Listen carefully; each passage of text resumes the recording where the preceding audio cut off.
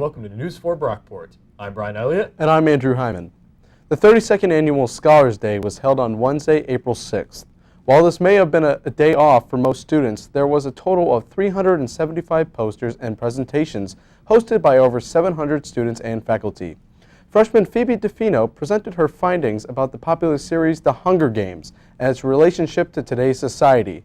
DeFino discussed how the Hunger Games as a whole breaks the societal norms when it comes to gender and class, the importance of introducing these topics to kids at a young age instead of ignoring the fact that they exist. In film lately, there's been a lot more attention, and in TV shows, there's definitely been a lot more attention drawn to gender politics. You see Orange is the New Black having a full cast of female characters of all different social class, of all different sexualities. The medium with the most influence is television, bringing light to this topic to a wider audience. And I definitely think that literature is making its way, but I think that it's easier to push the bar in television and film because it's something that people are going to watch regardless. People might not go out of their way to read a book, but film and television is definitely something that people are being influenced by at a faster rate.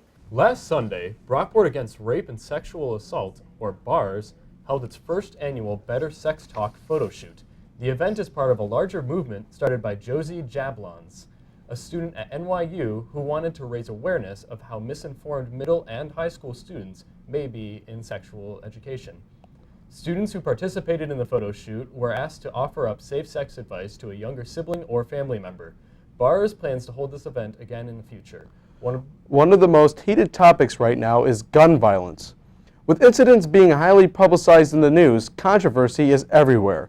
Two Brockport students took a stand to produce a documentary on the issue.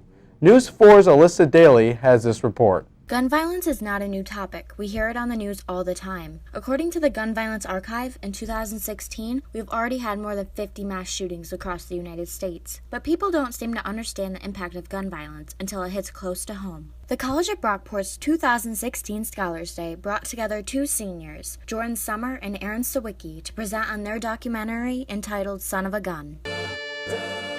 All's my life, hard times like, bad trips like, Their mentor and professor on the project, Dr. Carvin Eisen, showed his support, saying he believes their take on the topic of guns is something worth showing. In the case of guns, I always am interested in how young people are dealing with the issue of guns. Tragedy is the effect of gun violence. Every time gun control is touched on in the media, it unearths the reality of people who have lost someone to violence spreading through towns, cities, and even rural areas. Summers has personally witnessed multiple tragedies connected by one thing: violent crimes involving guns. I was realizing that my safe place, my home in a quaint little town in upstate New York, wasn't safe anymore. It was an emotional day. Like, that's the only thing I can really say about that. It was emotional. We had two cameras. We had a couple hours to shoot, and we pretty much just went into that room. I stood back, I set the cameras up, I did the white balance, I got the sounds, all figured out, and I just walked away into another part of the room, like in a little alcove, and he just went for it. So it was very emotional for me to hear, because this is a close friend that I've known the last year at Brockport, and a lot of the stuff that I didn't know about him, and just to see him connect with everything emotionally, and I knew that his piece was going to be the driving force of the whole film. Summer and Sawicki brought to light this Scholars Day just how controversial, dangerous, and close to home gun violence and its effects are. Now, as students on this campus, we have to consider if we should take a stance and make a change. I can't remember who said it, but I'm pretty sure one of the founding fathers said we should have discussions worthy of this house. Why aren't we discussing it? This has been Alyssa Daly reporting for News 4 Brockport.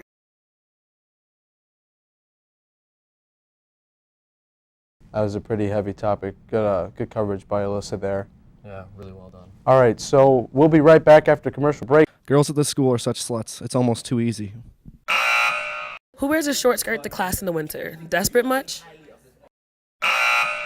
Shout out to the girl in the skirt that isn't letting the code bring her down. You go, girl.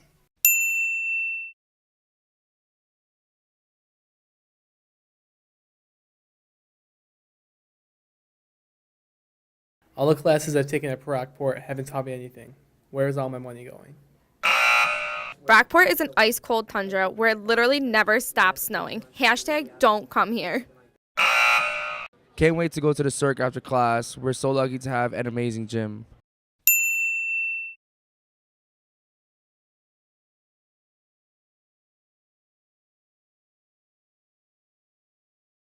Welcome back to News 4 Brockport. The Brockport Fine Arts program is putting on a production of Assassins. We covered the rehearsal of the production as part of this week's Spotlight Report. Here at SUNY Brockport's main stage theater, the cast and crew are hard at work putting together Stephen Sondheim's musical, Assassins. The musical tells the story of assassins or would-be assassins of U.S. presidents. Director Dick St. George knows that perfecting this musical has its challenges. Not only did we have to find good actors, and we did, but they also have to be good singers, and the music is pretty difficult stuff, so learning that was a challenge for everybody, and putting it together into one package, making it look seamless and keeping the interest level high all the way through certainly was a challenge, but was a fun challenge as well. The cast have their own challenges. Becoming their role has been difficult, but cast member Kevin Plinsk is more enthusiastic than nervous. So my character's name is Charles Gateau, and it's really fun playing him because he's based on a real-life person who was a psychopath, basically, and he assassinated a president, James Garfield. So it's kind of interesting playing him because he's as far removed from reality as he is, he's a real person. So it's really interesting to discover the intricacies of somebody's brain that actually existed and try and really get into that character, you know. The hardest part for Plinsk is changing his physical appearance for his role. I went through some crazy beard rituals. I haven't shaved in a little over 3 months, which, you know, my family makes fun of me every day. My girlfriend doesn't kiss me anymore, so that's fun. Shaved my head. I had a nice full head of hair, had the flow going, had to shave my head, but I would do anything to better imitate the physical lifestyle of a character.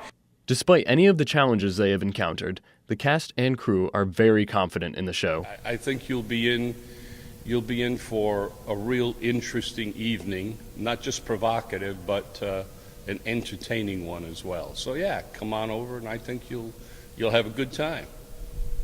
The show opens April 22nd at 7:30 p.m. in SUNY Brockport's Tower Fine Arts. I'm Brian Elliott with News 4 Brockport. It's a very interesting show. I really want to go out and see that. How about you? Yeah, I'm very looking forward to it. Yeah. All right, now let's go back to our boy Austin Speaker over there in the sports corner. Austin, take it away.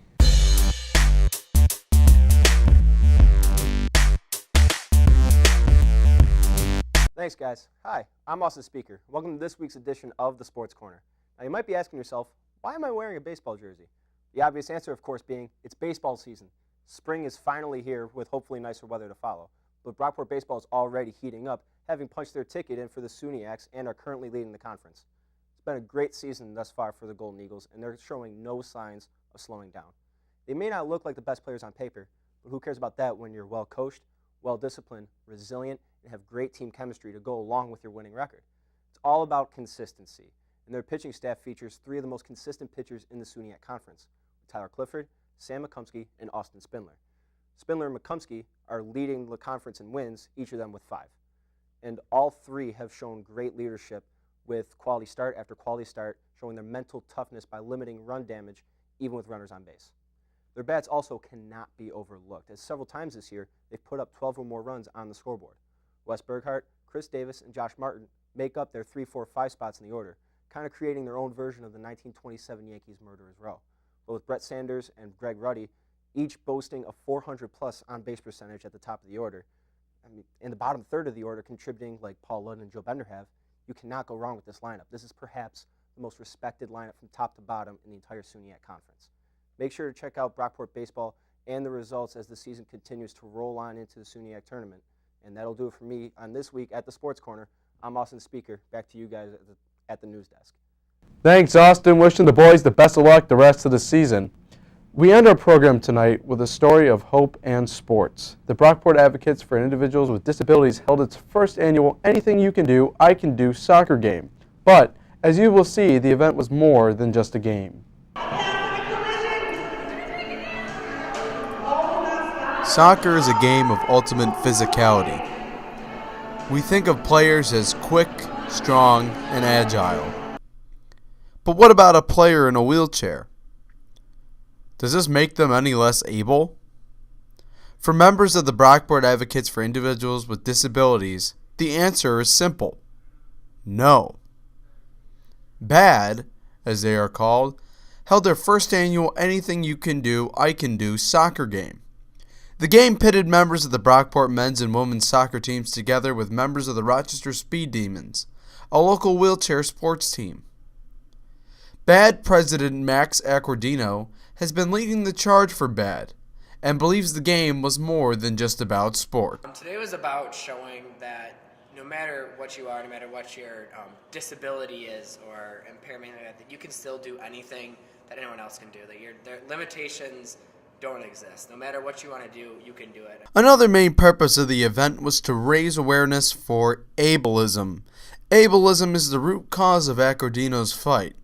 Ableism, I mean, when you're telling someone that they can't do something, that's going to be, that's ableism right there. By saying you can't do this, you're denying their right to be able to do this.